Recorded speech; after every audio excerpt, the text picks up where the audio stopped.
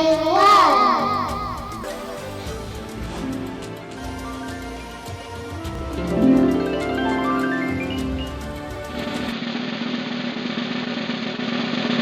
شيخنا فاضل سؤال شاود بسرعة إن شاء الله وحكت من جبر ولا على كمدا أو قل كان كحرا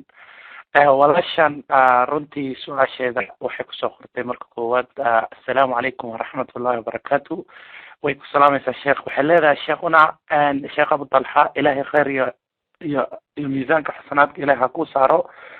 talooyinka aad bixisid oo wanaagsan marka aan talooyinkaaga dhegeysto dhib anigii haystay in muddo dheer ah oo aan waayay qof aan kala hadlo dhibaataday haysato ama aan tala weydiisto waayo arrintaa ay haysatay waa arrin yacni oo yacni qof haddii aan nahay gabdho soomaaliyeed aan qof weydiin karin hataa qofka qaraabadaada laakiin maadaama aan maanta fursadu ilaahina siiyey oo sheekheena waxyaalo bulshada iyo familiyada problemyada dhex yaalo waxay leedahay marka koowaad awalan sheekha ha iga raali noqdo su-aashayda xoogaa haddii ay su-aal yaro adag ay tahay macnaha waxay leedahay walaashan sheekh waxaan ahay gabar la qabo oo laba ciyaal leh waxay leedahay gabadhan zoojkaygii baa xagga sariirta uu ka yahay lazy bay kusoo qortay ingiriisi bay soo raacisay macnaha oo ka caajisan oo danna ka lahayn marka waxay tiri marar badan anaa isku dayay qofka keliya oo arrintaas mar walbo isku dayay inaan arrintaas la sameeyo aniga ayaa usoo kaca isaga laakiin dan kama laha marka waxay leedahay waana ka xishoonayaa inaan arrintan usoo bandhigo reerkeygii iyo qofaan kala tashtona waa garan waaye marka waxay leedahay maadaama qolka 114 programkan aan kula taliyo talama qaadani aan noo furteen ilaahay khayr hana siiyo sheekh waxaad dalxa raallina iga noqdaa su-aashayda haddee su-aal yala adag ee tahay bulshada soomaaliyeed ay ceeb ku tahay marar qaarkood yani culimmada in la weydiiyo aad baa looga xishoodaa arrimahan oo kale marka waxay leedahay sheekh iisoona ducey maxaa yani ii banaan xaqa islaamka yani oo aan ku leeyahay zoojkayga iyo habkee aan u qaabili karaa arrintan ama aan wax uga qaban karaa falyatafadal mashkuuran wama'juuran sheekhna. الحمد لله والصلاة والسلام على رسول الله صلى الله عليه وسلم أما بعد قبلنا دلنيرada إلهي وحد تبارك وتعالى لبضيدا الموت يقوى كبضنبا إلهي وحان كبر يا إنو سيو تبارك وتعالى زوجكيغو حق السريرتا كمو نفسنو عاجز باك جرة maxaad igula talin lahayd habeen dhaweydna waan sheegay habeenkii u dambeysay mawduuca sariirta iyo ninka iyo xaaskiisa xiriirka ilaahay uu xalaaleeyey tabaaraka wa tacaala in badan oo reeraha kamida islama fahamsano guryo badan oo dumayana waan la ogeyne sababka halkaasuu in badan oo kamida uu ka imaadaa mar xagga gabadha مرة حاجة نينكا ويلكا أما زوجك horta mid waa sabar oo dulqaad oo inaad reerkaagu uu sii jiro oo aad dhaqanto waan kula talinaynaa mar walbaba insha allahu tacaala haddii alla yidhaahdo waayo waxyaalaha qaarkood sabarka ayaa lagu xallin karaa soonka ayaa lagu xallin karaa waxaad samayn kartaa wax kasta oo kugu caawin kara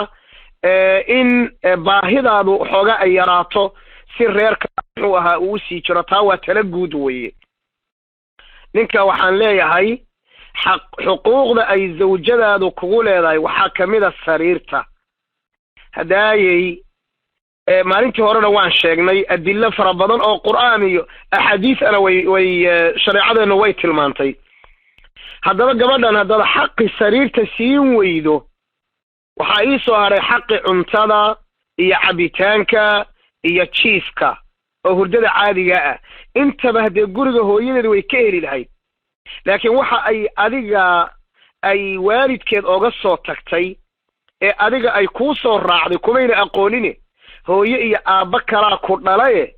waa waxa ilaahay ku abuuray oo dareen ah oo shahwe ah oo xalaal u ah irto inay kugu gudato oo aynan u baahanin wax ilaahay tabaaraka wa tacaala ka xarimay zina aynan ku dhicin jirkeeda caafimaadkeedu ay dareento awlaad ilaahay tabaaraka wa tacaala haddii uu qadaro sida hadda ilaahay ugu qadaray uu siiyo horta qayb kamida nolosha weeye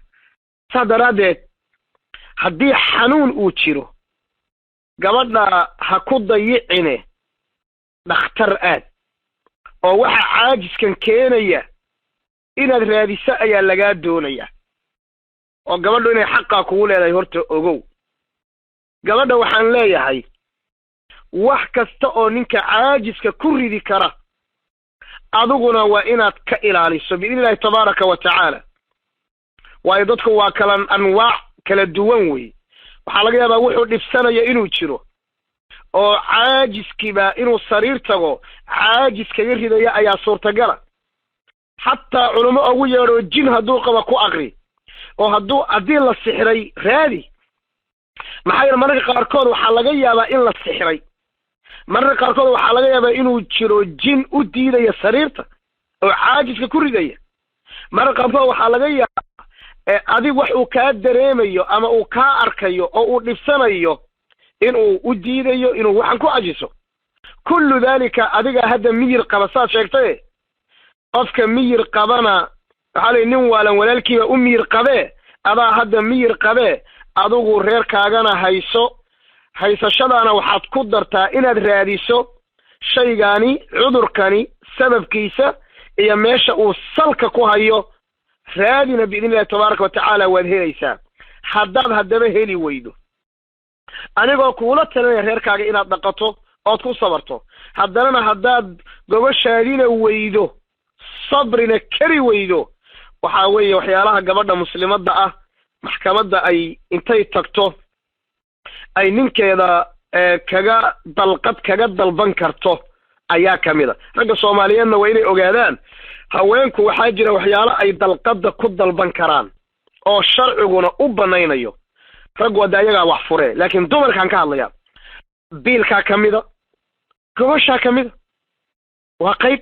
hadday xaaskaaga gobol kaa weydo qaadiga u tagaysaa waxa laga furo maxaa dhacay hadee nin ima noqon karo qodobka marka aad iyo aad loo isticmaalo biidnillahi tabaaraka wa tacaala dhakhtarkana hala tago oo dhakhtarka laga faa'iideyso wax alla wixii dhakhtarka quraanka iyo jinka iyo sixirkana bal ku day ninkan matqaana inaad ku daaweyso ama kaga daaweyso ilaahay waxaan kaaga baryaa zawjkaaga inuu caafimaad kuu siiyo kuuna soo jeediyo caajiskana uu ka qaado adigana ilaahay waxaan kaaga baryaa sabar inuu ku siiyo iyo mid soonta wax alla wixii reerkeeda uu ku dhaqmayana ilaahay uu waafajiyo wa ilaahuna halkaas ayaan jeclay biidnillahi tabaaraka wa tacaala